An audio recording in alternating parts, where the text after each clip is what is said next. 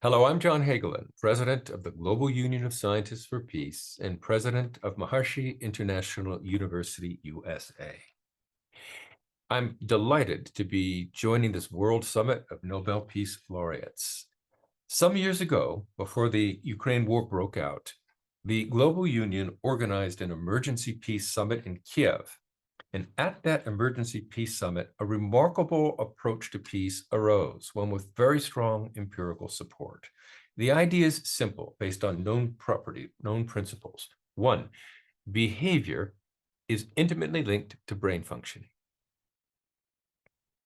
Stress impacts the brain and negatively impacts behavior. For example, stress shuts down the prefrontal cortex, the higher brain, and it activates the amygdala or fear center, causing violent, impulsive, fear-centered behavior. On a societal scale, societal stress fuels crime and social violence. This is a well-known fact in society today. And the question is, of course, what do we do about stress and related crime? Well, you can reduce the stressors, poverty, oppression, injustice, deep prejudice. And if that's difficult, which it is, you can instead just reduce the stress. How to reduce stress and violent behavior?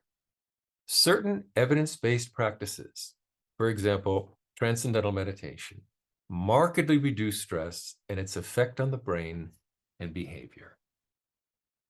This approach has been used in many countries, leading to dozens of published papers on marked reductions in crime and recidivism. The US government favors the same approach for overcoming acute stress, PTSD, in veterans, and also therefore reducing stress-driven violent behavior. This works. So the question I pose to ponder is, can we practically and realistically leverage this knowledge of the brain and behavior to markedly reduce social violence and create lasting societal peace? Well, just as individual meditation reduces individual stress and improves individual behavior, meditation on a societal scale, even by a small subportion of a population, diffuses societal stress and effectively reduces crime and social violence. One historic study that got this ball rolling was an important study during the middle of the Lebanon War, in which scientists gathered significant groups of advanced meditating experts, up to 800 in number, located right near the center of the conflict.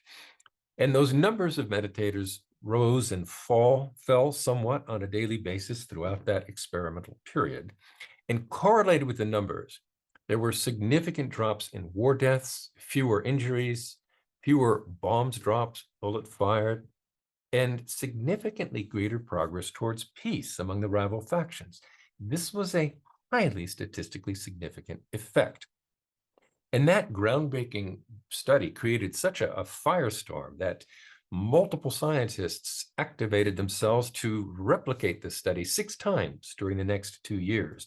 In every one of these replications, there were similar statistically significant drops in violence and war deaths and improved progress towards peace.